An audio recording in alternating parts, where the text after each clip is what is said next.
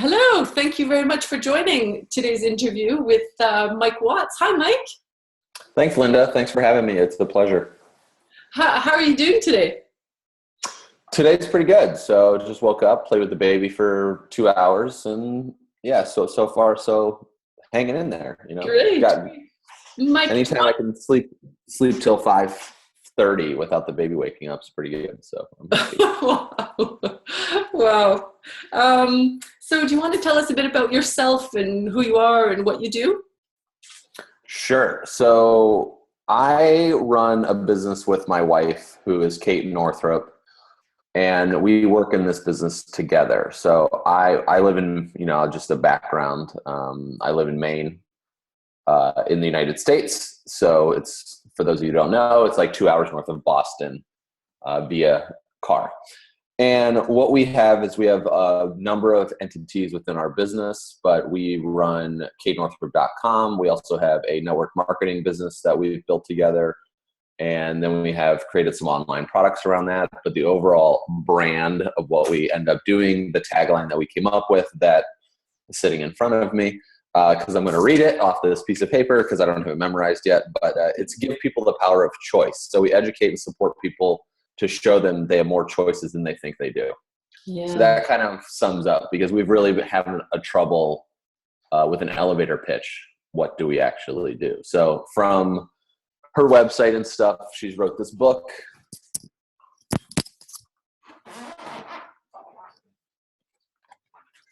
called Money, a Love Story, A brilliant book. Yeah, thank you very much. And so we have done book promotions from there and expanded. All sorts of different things have spawned off of this concept of around our mental mindset game when it comes to money. Mm-hmm. Not necessarily like where to invest or what to invest. I'll leave that to like Tony Robbins or somebody else. But it's really the before we even get to that place, it's like the mental stuff that goes on when it comes to our financial life. And so I have been working, kind of building behind the scenes. So I'm really good with systems and techniques and tools.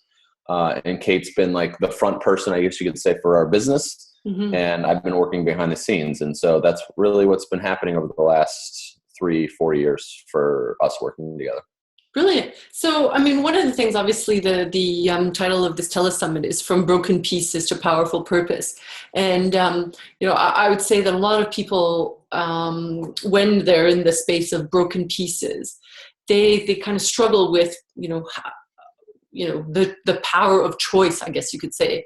So, I mean, what are some things, or what are some ideas or tips, or what have you done in the past to get through sort of the difficult times and to realize actually, the universe is limitless and it's not, finite in its offerings or possibilities for humans, but infinite. So what are some things that you've done or tips that you could give for people who are currently in that stuck position?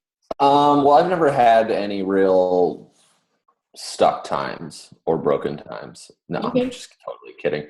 Oh, wow. I'm the one Superhuman. person on the planet that everything has worked out correctly. I am robot. No, yeah, that's a great question. So it is true. It's like when we feel like the world's ending, right? And it's all coming down on our shoulders and on top of us, that there is nothing else to do. And then and for myself, I'll speak for myself, like, you go down a downward spiral. Like I go down a downward spiral. It's like, this sucks. My writing isn't any good. It's like everything is horrible and everything is falling apart. So I've had some when I started my business was in 2009. And as I was like, I ended up getting laid off from Philip Morris, which is a cigarette manufacturer in North Carolina. And then I started a business in the nutrition industry. So I did a complete 180. Yeah. And I just, all of a sudden, I took all my retirement money out. I started living off of that. I had some severance coming in and unemployment, actually, because we were laid off in North Carolina, which was really beneficial for me because that funded the start of my business. And I kept starting it off, and I was running out of money. And I was basically almost broke. Like I was broke because I had, $120,000 in debt. So cash flow was like couple grand, and I kept running out. And the thing that kept me going during that time, and when I think about it, it's like I knew I was doing something that was creating a better life for me. Like I was putting this effort and time into something that would generate something better than I had at the moment. So even in our business now, even with like, let's having a baby, like it's just been it's hard, like to make that shift from being single and then being married. But even in our relationship, like Kate can take care of herself. Like it's not something I have to like change her diaper every day. Right. So it's like with a baby, Kate doesn't wear diapers, sorry.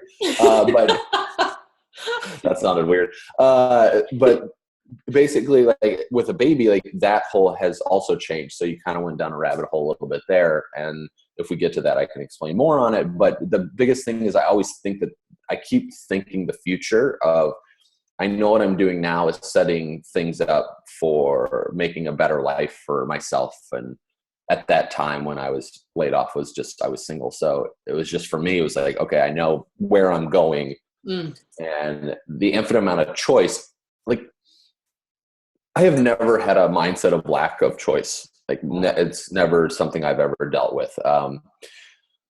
I grew up pretty middle-class family.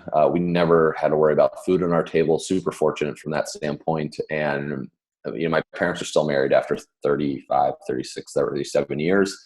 My dad traveled a lot when I was growing up though. So like my parents spent a lot of time apart, even though they've been married for a really long time. So it's been one of those things where I always had, my parents have never limited my thinking on any of that stuff. I'm really grateful for that. So I never experienced like a lack of choice. And I always had a vision that was much bigger than what I was currently living. And still today, like I have a vision much bigger. So yeah, I don't know, even in those hard times,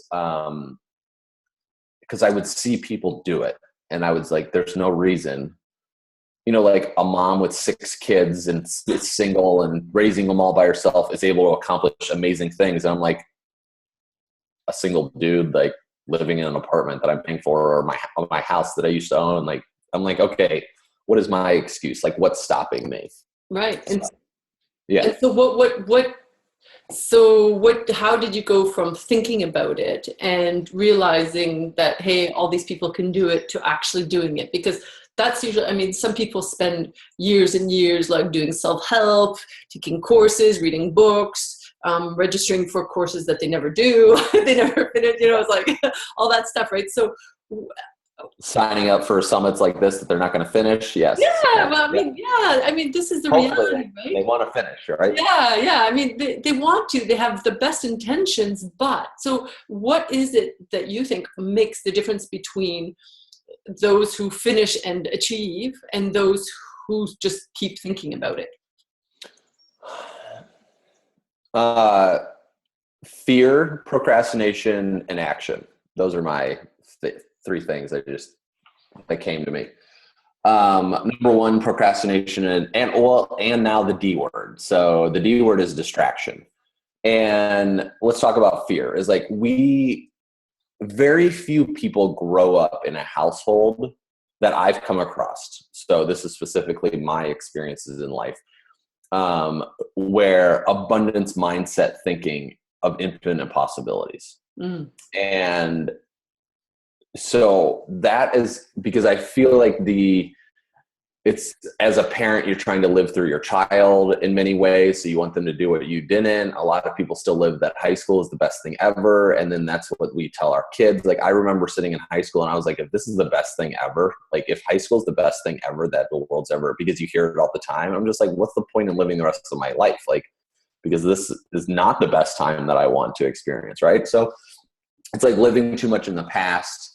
And then for what solves everything. So Tony Robbins has a thing that happiness comes from progress plus growth.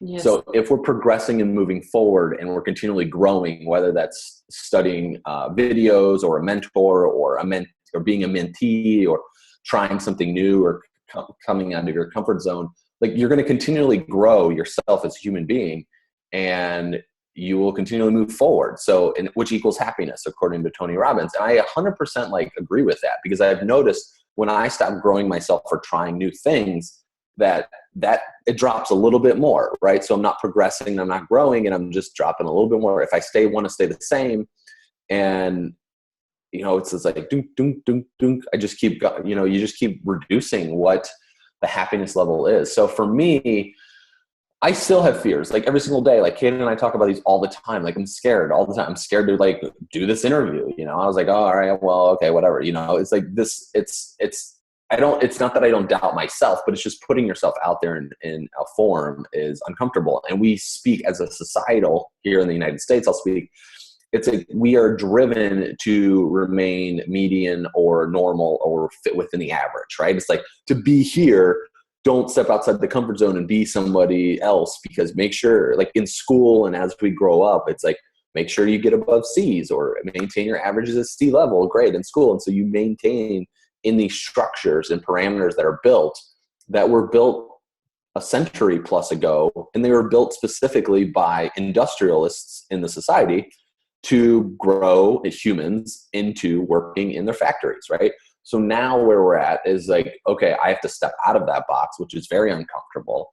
And so it's been that aspect of overcoming the fear to trust yourself, right? And that's a big thing too. I think in this day and age right now with social media and the internet and stuff like this, and where we are currently at this state, it's about really trusting ourselves, who we are as human beings. And as Gary Vaynerchuk talks about on the front cover of his books called Self-Awareness. And that's resonated with me more than anything else that I've read in a long time, because it's like, the more and more I know who I am as a human, what makes me tick, what doesn't make me tick, what makes me upset, and I'm comfortable with that aspect, better human being I'm going to become. So it'll help me fight through those broken pieces. Now, all of that said, action, and before we even get to action, what stops us the most of the time is the distraction. So the D word, right? It's so distracting right now. Like the abundance, the amount of material and information that we have available at our fingertips because of these devices, that's right here. Everything is with us in the internet and the computers and where we are currently. Like it's so amazing place to be in this world. Like it's unbelievable where it is.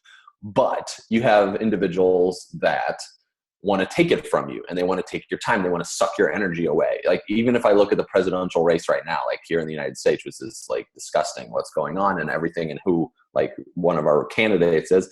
And I'm just like, it's because it's not good for human beings overall. But the amount of information that is pumped out on a daily basis for this presidential race in 2016, every single second. And then if you let that from emotional standpoint, so for instance, like if one of the candidates doesn't resonate with you, and then you see all of the stuff that's going on every single day, like you can spend your whole day, you can screw up your entire day by just like one thing because of the information. And then you go down the rabbit hole there. And then it's when you talked about programs and systems and when I need this or I need that and I need this. And I've gone through so many programs, and I've spent tens of thousands of dollars on programs, and a lot of them I haven't even done, like I just haven't done them. The completion rate on online programs is 10%. Yeah. And I heard Seth Godin talk about this, is 10%. When we put something out there that somebody actually goes, because the next best thing is told to buy this, or the next best thing is you need this to build your business, to grow your list with Facebook ads is this, right? So there's so much information which creates the distraction. Then it comes back to the action part. But what happens is people don't even get to the action because they have fear, procrastination, and distraction first, right? And then it's like, oh, I have to take action today. Well, now it's time to go to sleep. Yeah. Okay, well, if I go to sleep right now, then I can get rested and start over tomorrow. But then we wake up, and what happens is we check email or we do something that's going to distract us. Then we procrastinate doing something that we know we should be doing. And which I think there's good and bad to procrastination. So I don't want to talk like procrastination is bad all the way around. There's many things in our business that we've put off that's actually been really smart that we've put off. And also that comes from listening. That's really self-awareness though. The only reason we've been able to do that because we're 100% aware on where we are to be like, you know what, this might not be the right time for this. And that's really been beneficial. But I think for me, what's helped me and all of our customers and clients that we've worked with over the years is like happiness comes from progress, growth. progress plus growth, right? Which also to me sums that up in taking action to do something. Yeah. So creating some piece of creative content or posting a picture or whatever thrives you and gets you going, like doing something, one of those each day, because it just keeps us moving forward. And let's say my first video that I ever uploaded online took me 9 hours to upload, and it was a 9-minute video of me talking to the computer. Like, or it was a Zoom camera. It was one of those little Zoom. The old one. Yeah. Yeah. Actually, you can see it. I don't know if you can see it, but it's like right. It's nicely displayed as a relic here. on your shelf. Yeah. Right here. Right here. So I literally set it up on a tripod. I recorded for 9 minutes, and it took me 9 hours to edit it and then uploaded it to YouTube because I had no idea what I'm doing. Now I can shoot a video that's 9 minutes long right here and have it uploaded in 35 seconds, so maybe a little bit longer, but you get the point, like 5 minutes, right? So that's one of those things. It's like the action trumps everything because it builds confidence. It eliminates distractions. I know some days, like when I'm really in a groove and I'm feeling it and I'm moving, like 4 hours will go by at work, and I realize like, oh, all those distractions that have stopped me before, they're non-existent at this moment because I've been so driven to just create and work and get that stuff done.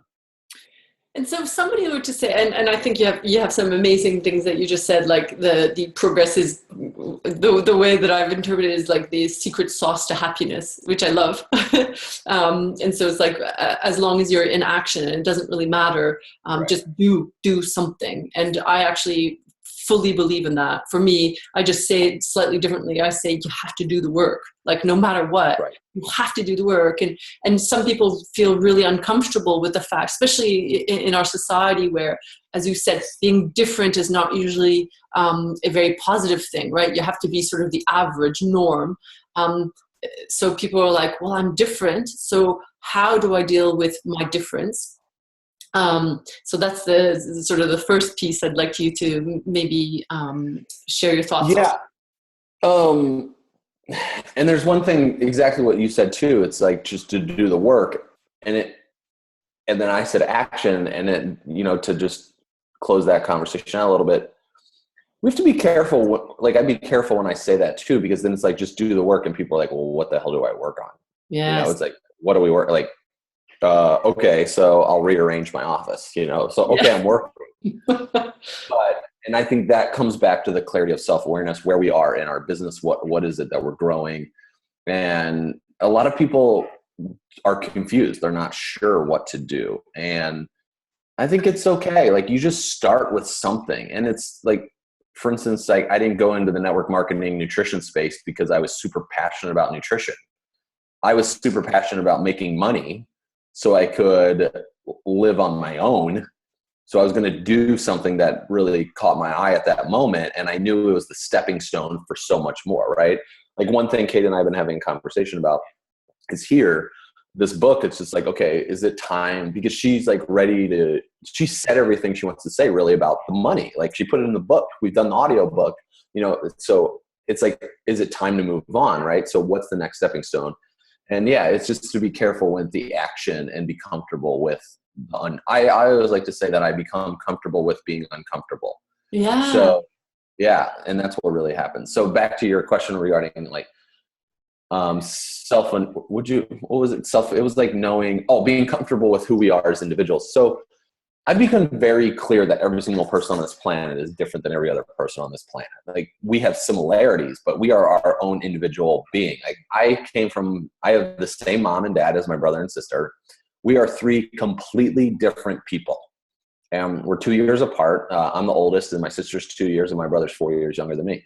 And we are completely different people. Our interests are not even close. We operate on completely different levels. I'm fast moving. I make quick actions. My brother will take 2 years to make a decision about like what sheets to buy. And, it's like insane. My sister's more in the middle, of the two of us. Literally. She also does research, but then she works for it, right? Literally she's in the middle and, the same type of mentality. And so we're completely different individuals. So and it comes back to like the self-awareness piece where when we become comfortable about what makes us tick and what makes us uncomfortable. Mm-hmm. So for instance, like I'm very blunt and sarcastic, and some people would consider me a little bit of an asshole when it comes to that. And I don't mean that in like a derogatory, mean way, but that's the way I come across, where it's so direct that people are like, man, that guy's like uncomfortable. But I've thought that's been a bad thing. And yes, of course, I don't want to do things that make people feel bad, right? I'm not to do that. But I also want to be aware that if someone feels like, for instance, like Kate's mom was over here and they had this group email thing going around, and I said something that was true, but they took it like I was upset and being a little bit of not a nice person. And I was like, okay, I know that's not the way I meant to come across, right? And I was like, I was totally like joking, but also seriously at the same time. But I have to be like, okay, instead of me being right all the time, to look at that situation and be like, okay, how could I have done that differently? And do I see what they're talking about? And do I know, like, maybe I just don't respond anymore? And it's not that I'm opting out, but it's just that, well, I am opting out, but it's that decision I'm making, because I'm like, okay, so I don't want to like upset people about something stupid, so let's not go down that route. And I think when we really become comfortable with what we enjoy, because what you enjoy and what the viewer of this video enjoys is probably not the same thing that I enjoy, Yeah. like who wants to listen to Tony Robbins for 12 hours or something, right? Like I enjoy that. That excites me. You, maybe not. Like Gary Vaynerchuk, I talked about, love him, thrives me, pushes me in every boundaries. But some of my best friends get so bent out of shape listening to him because it's so like high energy and crazy. Very high energy, yes. Yeah. So, and they drive him nuts. So it's one of those things that's like really what makes you tick, and to really find that out. And I think that comes from trying multiple different things. So that takes action, listening to different podcasts, listening to different speakers, try maybe one business. If that doesn't work, try something else, and because then you start to find your groove, what really resonates with you and what inspires you and who inspires you. And I think like, I'm just comfortable being different. I wasn't always that way, but when I was running, when I look back at my life now, I'm 33 right now. And when I look back over the last, let's say 10 to 12 years, like I have always done things differently than other people.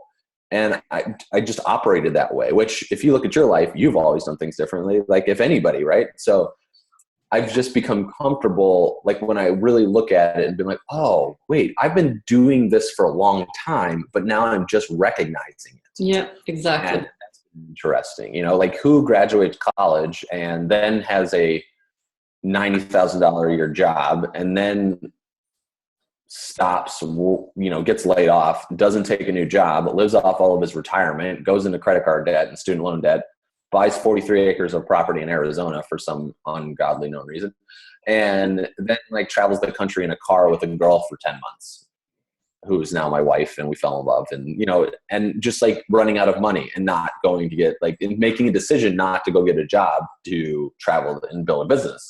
Yeah. And then now, we've built a business that has replaced all of that. So I spent the years doing things that other people wouldn't do to get the results that I desired. Yeah. So you've actually been living your life, not just putting it on hold for later, post-retirement. Yeah. Or something. Yeah. I remember telling my mom all the time, like, I want to retire by the time I'm 40. Now, my retirement, like, I don't think I'll ever retire until I die.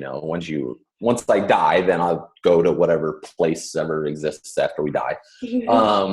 And yeah, it's like after then I'll retire, because besides that, like I look at my grandfather, for instance, who just passed away a couple of years ago, and he retired when he was 65 and he lived till he was 85. And for 20 years, he like watched as much sports as he wanted to do in his life.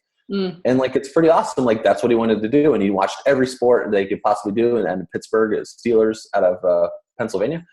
And he loved it. Like it's really what strived him, but I don't have that desire. It's not something that I want to sit around and watch sports all day for the rest of my life. Like it just doesn't excite me.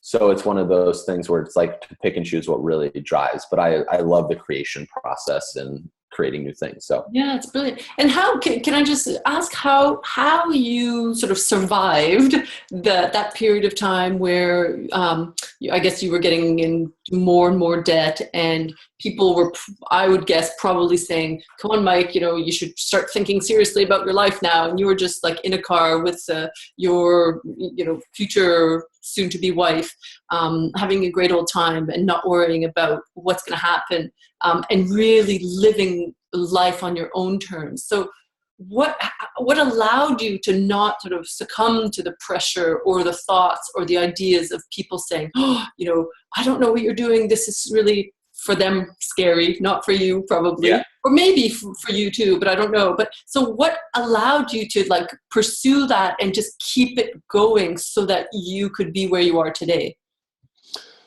I don't care about the tradition. Yes. So that Yeah. sums it up. I mean, and let me explain on that a little bit. So I live in New England in the United States, and New England comes after, right? We started after we left England, and like the people that founded the United States and all that stuff, right? Yeah. There is such a deep tradition of family ties and tons of family money in this area where I live, like these massive homes that have been in families for 5 or 6 generations, and it goes back, and it's like we go to the same place for vacation all of the time, and we do all of that. Like, I don't care about any of that. Like, I'm just, if, Kate and I have talked about, like, in the future, do we ever want a second home, like someplace to do all of that, like have a vacation home? I was like, no, like, I don't care. It's like, I went to the most beautiful place on the planet, like, that I've ever been to, the Maldives in the South Indian Ocean. And I went there and I experienced it. And I was like, this place would be amazing to come back to. It's like one of those things to say, oh yeah, I want to come back here, but am I really ever going to go back to the Maldives? Like, it is not easy to get to from here. And I'm like, really? Like, am I really? I don't know, maybe. But it's like one of those where it's like, if I never go back, great. Yeah. So when it comes to tradition, like, I don't necessarily care about that. And I don't care what my parents have done with their, with what they've done in their life, because I respect it, I learn from it, and I grow from it, and I do what I want to do, or now with what the family wants to do, and to continue going down that path for us. So, and then also when I started my business and I was in a really hard place, I mean, I believe if anybody's watching this that's under 30 years old, like, you are in such a place to make massive mistakes, and take massive risks and do whatever you want. Like, in my 20s, I wish I would have traveled more around the world. I've been all over the United States multiple times, but like internationally, Europe, Asia, all of that stuff, I wish I would have done that more in my 20s. Like, that's one thing I would change, or advice I would give to 20-year-old.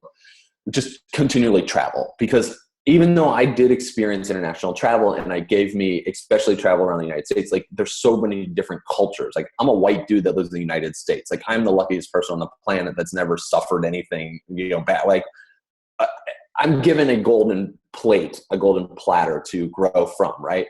And as a white man in America, in the United States, like, there is absolutely no excuses for anything that I ever want to create, right? We've like caused all the harm and problems for individuals, right? So, and it's a lot of in cultures changing. So for that, it gave me a really good depth of culture and experiences that other people are going through. And I realized that. And then the number one thing that I have very few friends from high school and college. Now, I'm not like proud of that. Like, it's not like a badge of honor for me. The biggest thing I could look at, because Kate has an amazing group of girlfriends from high school that she's still in touch with. And I have a few here and there, but not like this tremendous group of people. And I noticed that, like, a lot of my college, I was just hanging out with my buddy from college last night. He came to Maine for visiting. He's going to a wedding, and we were hanging out last night and talking. And he's like, because we have another friend that's coming from college that's coming here. So there's like one or two, like maybe a handful of 5 people that I still keep in touch with. And I just look at, he's like, do you still keep in touch with a lot of people? I was like, not really. I go, most of the people that I hung out with at that time was old Mike Watts. Like, it was the Mike Watts that is not today.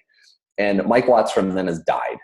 And as I grow up in my life, like, people will just fall off. Like, we're going to separate. We're going to die. Like, at that moment, like, I'm meeting you right now, Linda, and we have this experience with this interview. If I never see you or talk to you the rest of my life, like, that's okay. You know, I'm not going to like be upset about it. Now, I'm not saying that that's what's going to happen, but I'm just saying like this was a moment in time of experience where mutual we benefited each other mutually.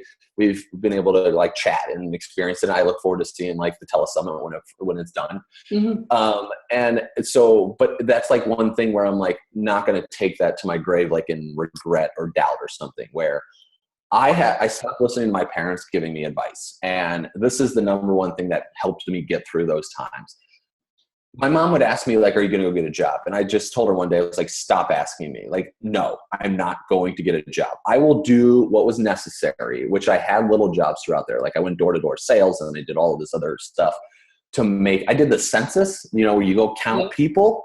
In 2010, I did that around Florida just to like get that experience and then make money when I lived in Florida. So crazy. Like I'm really curious based off that is how many people are really in the world. Cause there was like houses with, you know, 10 illegals like living in it. And the guy like didn't want to talk to me.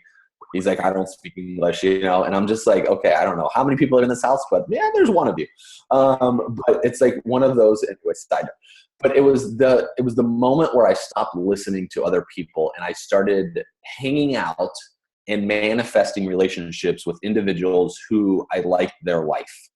So if I want to run a business and I want to work for myself, me hanging out with a bunch of people who have jobs is not a good category for me. It's like I will never be pushed to go start my own business if I keep hanging out with my same crowd of people. Now, that's been the biggest change. Like I remember I had like, I don't know, like $3,000 in the bank, and my business was making, I want to say $20,000-$30,000 a year. And I'm sitting at a table at this event with 3 people who make over $1 million a year and 2 people who make high 6 figures a year. And it's me. Like I'm just sitting there and I'm like, and I'm friends with all these people.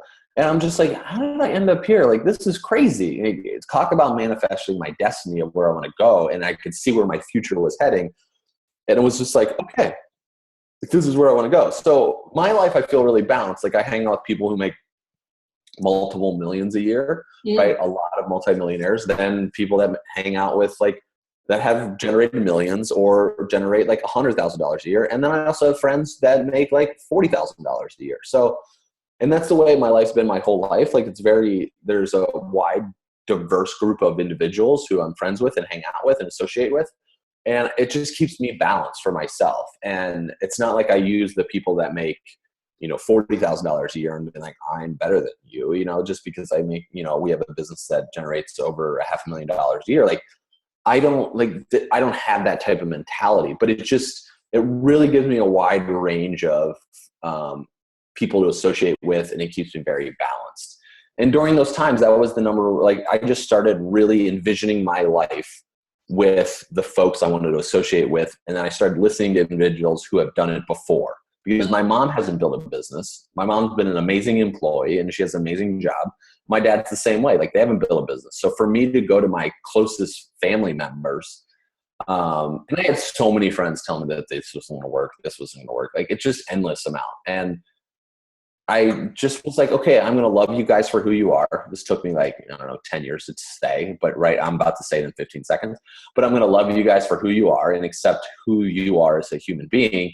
And I'm just going to go keep doing my thing. And either the thing with family is that they're going to always try to like bring you down a little bit to their level, because not all the time, but a lot, like Kate's mother's side doesn't experience this at all. They're all entrepreneurs, business owners. They all push each other up. They want to elevate you. They want to do this. But I've noticed it in families a lot. This happens in my mom's extended family as well. They always want to kind of bring you down a little bit more. You have a little bit of success, they'll say something brings you down. This will happen. And so for me, I am going to be a light that's going to continually rise, and I'm going to continually grow as a human. And either they're going to match me and they're going to move up. Not necessarily they're going to run a business and start a business, but at least they're going to start elevating themselves and keep growing, and they're going to grow and progress, right? Yeah. They're going to continually grow and progress, and they're going to follow me, or they're not. And if they continually stay at the same level that they're at and they don't want to grow and make their life a little bit better, and not that they're going to keep up, but they're going to keep growing themselves in their own way, Doesn't mean starting a business. It could be losing weight. It could be like listening to different music, going to concerts, whatever. If they're going to continually grow there, then we're going to have a relationship, and it'll be a good relationship, and it'll be like good. But if they stay here and I keep going here, that will fall like it's going to implode. I don't want to say that in a bad way, but it's just like, it's not going to, because we're going to be two different people on two different levels, and where I'm progressing and growing. And that's what's happened with friendships too. Like the truth is, like, it happens with friendships. So of course, I mean, I did. So to really, that was a very long-winded answer to your question, but basically, like, I did my work.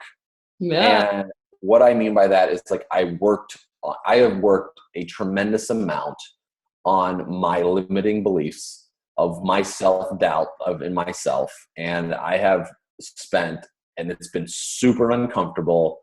And at many times I had to like own up for shit that I did in the past that wasn't very nice. And I have three major regrets in my life. And two of them, or all three of them I caused myself, but one of them was towards other people that wasn't nice. Like, it just wasn't a nice thing to do. And I apologize for that. And it took like 6 years for me to realize, like, I had to do that work. And I did it. What happened after that? Like, once you... Nothing. So... But for you, did something happen for you? Yes.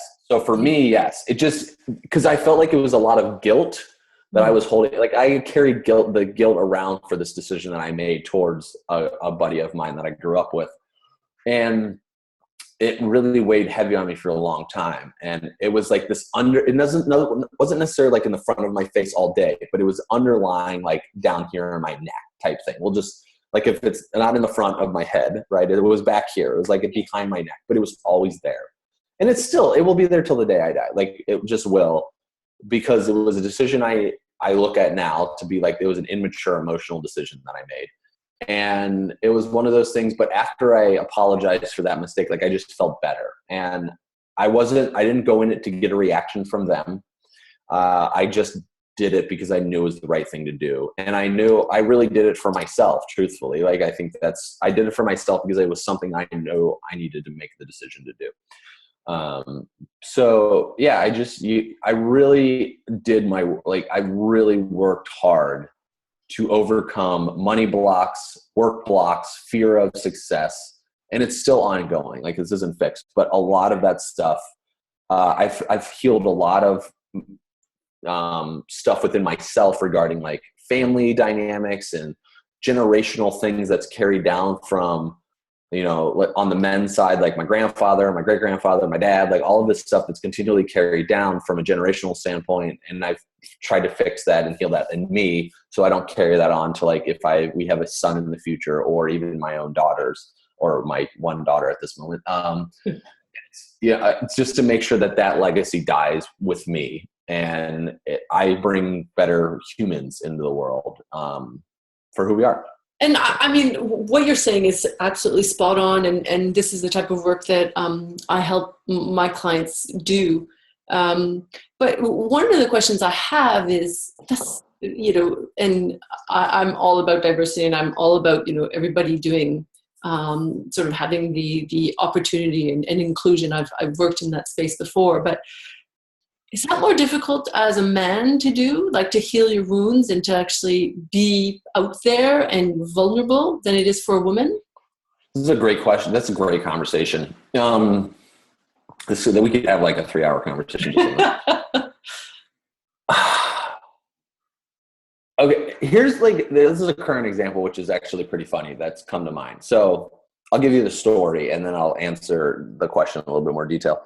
So my wife posts this picture. I don't know if you can actually see this, but I'm just going to post. Let me bring it up because I think it's funny. And it'll bring context to what we're doing. She posted this picture yesterday.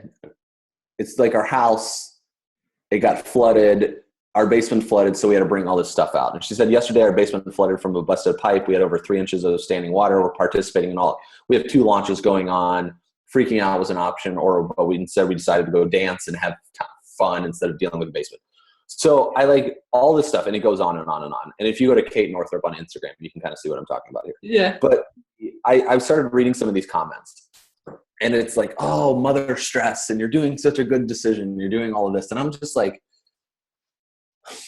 I have a wife, I have a daughter, and I have a mother-in-law that are very close, right? And my mother-in-law and I get along great. But I'm like, nobody is typing and being like, oh man, dad's stressed. Like, you got to deal with the flood. You got to clean the shed out of the basement. You got to do this. You got to do it. Like, you got to take care of your daughter. You got to take care of your wife. You're like, oh, I'm like, nobody cares about the dads, right?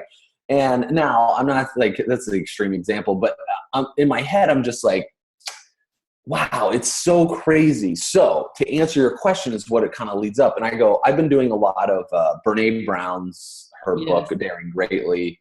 I went through her course, her webs, like she created this course around her book, which is phenomenal. Like because it really breaks a lot of that stuff down. So the way as a man, for the way I view it, has been the stereotypical thing here, at least here in the United States. I don't really know how it is the rest of the world, but we've always been the dominant gender, right? And you can definitely, when we went to the Middle East over our honeymoon, I saw it more so there than I've probably seen it any other places, because the women would always walk behind the men.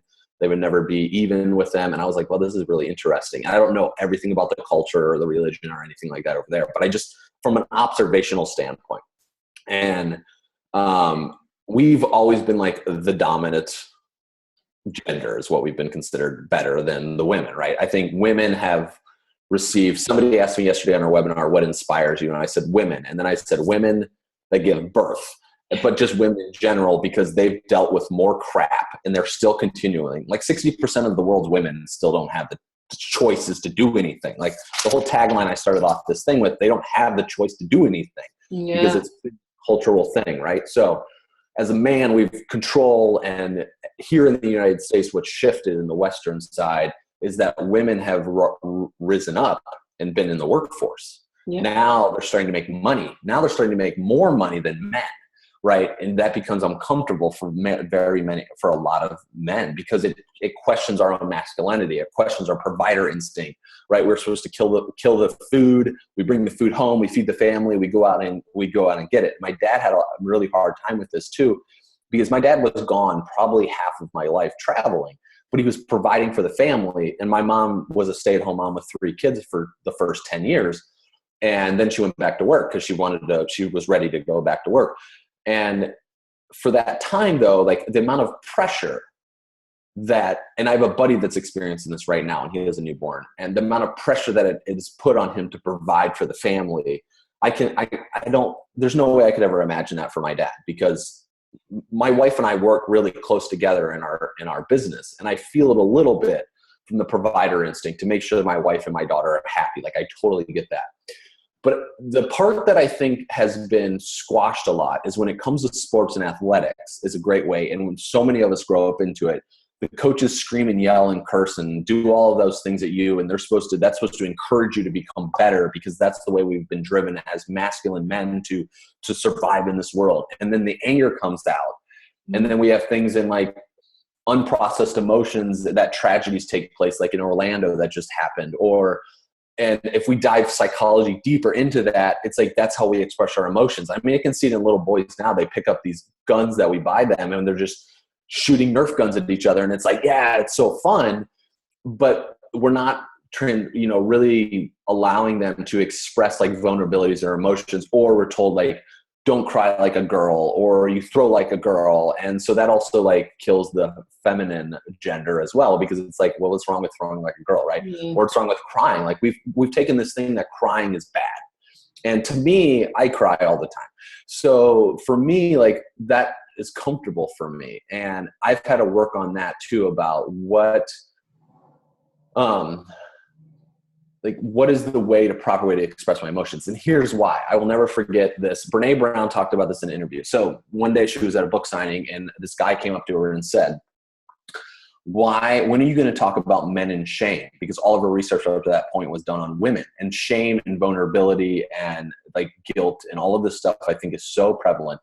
Yes. And I can see it now in our family, right? I can see it in interactions with Katie and myself. And she goes, well, women experience more shame. So all my work's been done on shame. And he goes, the biggest shame that I feel is from my wife and my daughter, is like when I feel the most shame in my life comes from them. So I don't know if your research, I think you need to expand. And at that moment, like a light bulb shifted. And well, it was his wife and his mother. It wasn't his daughter. Sorry. Okay. It was his mother. And so I think about that and I'm like, wow, that is huge, because even women will say things and then we take it as like we're doing something wrong. Our first instinct as a man is we're doing something wrong. How can we fix it? Right. So it's like, okay, what am I doing? And the woman just wants to vent for 20 minutes. Right. So she just wants to talk it out for 20 minutes. And then men, we get into the provide, how can we fix it? How can we do all this? So for me to express to my wife, like for instance, when we were traveling and I was in so much debt and I had all this, like, I was just like, look, like, I'm not able to provide for you at this moment. Like that is a huge vulnerability to put on the table, because she could get so nervous and been out of shape and just leave. Right. And then I will ruin this relationship because I'm not able to provide. Then I'll go down the rabbit hole of how I feel and all this stuff. Right. So, and I think we're at a place in a culture where it's confusion, because men have always been providers and they've been up here. Women were stay at home, taking care of the kids and balancing the family out and doing all this. Now women have been rising up here, still taking care of the family. Men have felt like they need to take care of the family, and that's balancing out. Now women want to, like, as Sheryl Sandberg wrote in her book, like lean in and get in there and grow and all this stuff. And maybe they do, maybe they don't. So it's like, and then there's been the pendulum is like swinging to the other side. So now I think we're at a place that's going to be balancing it back out. And men and women will grow together. And I think that's like the biggest place where we see each other in the powerful vision. Like, I mean, I never will have a connection with our daughter the way my wife does, because I didn't give birth. I didn't grow her for 9-10 months, right? Like there's an instinct connection between children and it's, when I look at my mom and dad, like I feel like my dad's had a lot of guilt around this for a long time, especially being gone for our childhood and all that stuff.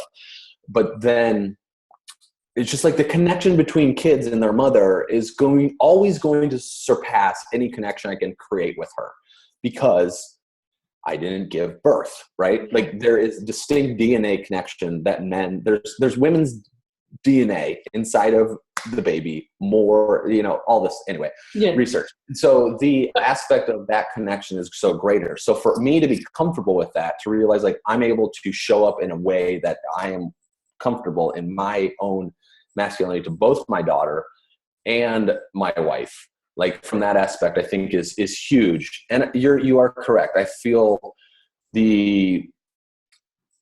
for us to be vulnerable in the society as a male, like is categorized as weakness. And I don't feel that that's the case, and I think with gun violence and whatever, let's take the United States, where it's been, there's more people that die from guns no, not anymore. Now it's like suicides are much higher. But like, if we look at suicide rates and murder rates in the United States due to guns and just in those two things in general, it's a lot of unprocessed emotions, and it's a lot of stuff that needs to be talked about.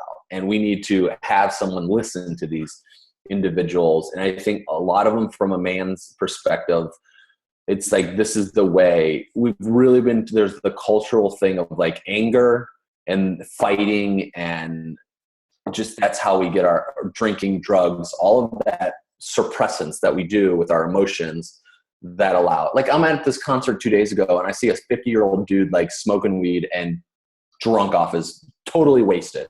And I'm like, oh my God, like I feel so bad for this guy. And he's like dancing around by himself and he's like falling over. And I'm just like, oh my God, like that guy wants to talk about some stuff. We need to go deep with that dude and we need to bring it out. Right. But, there's some wounds that need to be healed in there. Totally, for sure. And I think that's why, and I think with men, like it goes on, like this has been cultural buildup for a long time. But it's also for us to talk about it, but then it's our other partners, our spouses, like whether that's other men or women, but in my case, like a woman, to be able to not judge me expressing my vulnerability to her. Yes. And that's the biggest thing. And like Kate and I have this amazing connection in personal and business that we can really talk to each other about anything. And then if somebody's making us feel not heard or vulnerable, we'll call them out and be like, okay, I don't need your conversation right now about this. Like, just give me just listen. Yeah. And then if Kate says something to me that creates like, that I feel shame, or says something that I will bring that up and express it to her, and then we'll talk about it. So it's a really safe environment for you to exactly.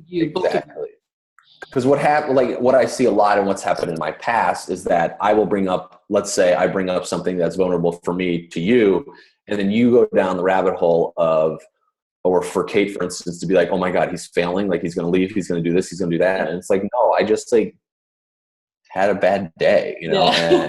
And just stubbed my toe.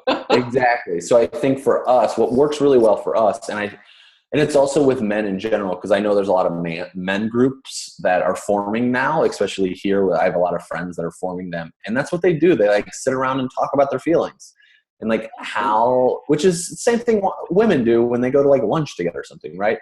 But it's been this cultural thing where women just chit chat all the time, and men will sit and stare at each other and like not have anything to say. And the guys that I hang out with have things to say, and we talk about our vulnerabilities. We talk about our expressions. And those are the type of dudes that I like to hang out with, because we can be real what's going on, and then we can have a conversation about that. And I can bring it back to Kate. But really the first thing is like, if I'm not able to express who I truly am to my wife, like that sets it up for a total disaster. And if she's not accepting, which we've worked on this, because this is always how it was, like this is something we worked on together. But if she flips out about a vulnerability that I expressed, that like that's weakness or something, that was what causes problems. And I think that's where that's what causes us as men to shut down.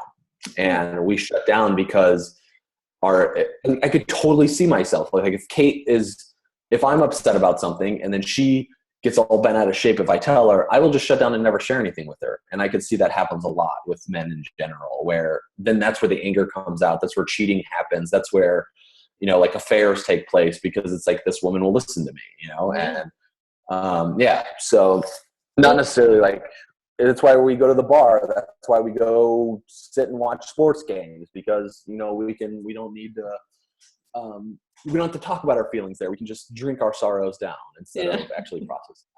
Well, I mean, I think you're a fantastic example of a modern man, a modern authentic man, which thank you for being that. Thank you for being you, because it's extraordinary in a world where people have an enormous amount of pressure and they see all sort of everything that's good, that's working out for other people on social media. So they have a lot of pressure to try to like meet or to be like them, even though they're not necessarily feeling that way inside. So thank you for sharing how your journey of how it hasn't always been possible, but you've actually put in the work, put in the time, put in the effort to actually get to where you are. And would you say you have a great life now? Would I say that? Yeah. Yes. Awesome. And would you say you've always had a great life? Yes. To answer that, yeah. Go ahead. Sorry. So would you say you've always had a great life? No. Right. So I always had fun. So those are two different things. Yeah, of course. Was I enjoying it? No. I mean, I had 12 years of like insane partying and drugs and alcohol, and just like, like when I look at that standpoint, it's crazy when I look back and being like, okay, it was fun. It was a lot of fun. And I actually had like a turning pro moment by Stephen Pressfield, wrote a book called Turning Pro, which is amazing. And this was, 5 or 6 years ago, which is what changed. It changed the direction and trajectory of my entire life. And it was just one of those, but yeah, I would say I'm super, like if I died tomorrow and got hit by a bus, like I would be I actually shot a video recently or wrote a blog post about like, if I was to die tomorrow, would I be okay with that? Like, am I okay? I'm completely okay with death. I don't have a problem talking about it. I don't have a problem like envisioning it or what it is.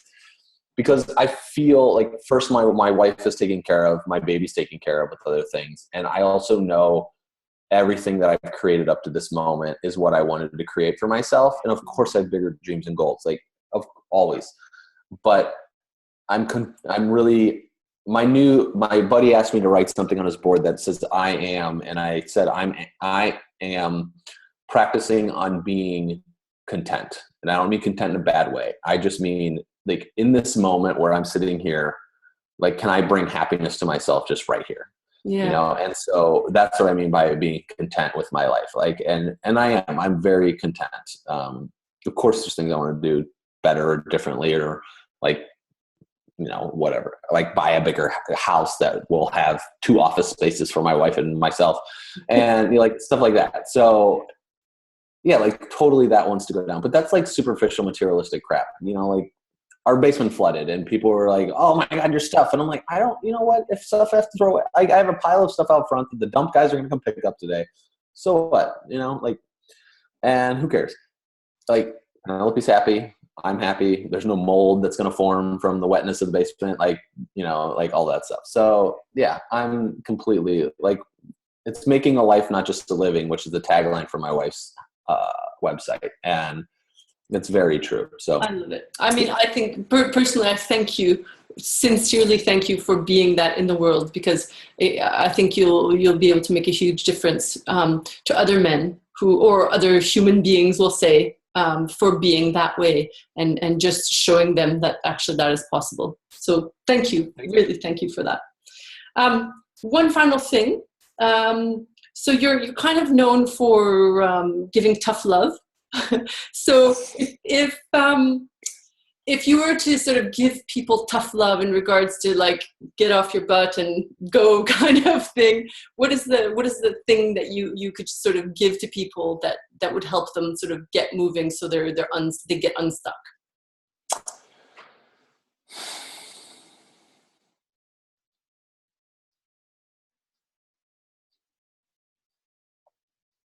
That's a great question. Like immediately it comes down to like, just do something, right? But that's like so generic. I would say there's definitely something that's going on in your head about, and I'm just talking to you, the viewer, that you have been carrying around for a while. And this happened to me for a long time. And until we process that, we're going to be where we are today. So whatever that is, whether it's like having a conversation with your mom or dad, or whether that's like taking the action to pay to start your business, you know, like in network marketing, somebody has to make a commitment to get their business going. And so whether that's just making the payment to go, or whether you should be making a phone call that you're not making, is just start with something simple. And I like to have, before we had a child, there was, and I stay at home and our kids at daycare 3 days a week. So, but it's like one thing, what's the one thing to get done today is like my main goal. Like if I get one thing done today, then I feel complete. And I think too many times we undervalue what we overestimate what we can do in a short period of time, like in one day. And then we undervalue what we can get done in a month. Yeah. So do the one thing today that's going to really be complete. And then also like really look at your situation of where you're at to say, you know what, I've been holding on to this thing for a really long time and it's time to let it go. And I definitely, and I say this, like, we have to let go of the past, and however we need to do to let go of the past that's holding us back and it's stopping us right where we're at, like whatever that is, we have to do, just do that. Because whether that's seeing a counselor to talk about it out, or whether it's talking to your spouse about something, or your ex-wife or your son or daughter, whatever that is, or yeah, I think that's like the biggest, that will create, even though it sounds so weird, to be like, oh, go create your first Facebook ad. Like that's very, an activity to do. But what happens is it frees up space, and that allows new things in our body, in the universe, to flow in. And I think because if we have these negative emotions keeping us small, for instance, like if we're a divorced man or woman and we live in this world that we have this guilt with our ex-husband or ex-wife, and it continually goes on and on and on, like that's blocking space. That's energy. That's like a gate you're putting around yourself for other humans that if you want to be in another relationship that are being like, stop at the gate. Yeah.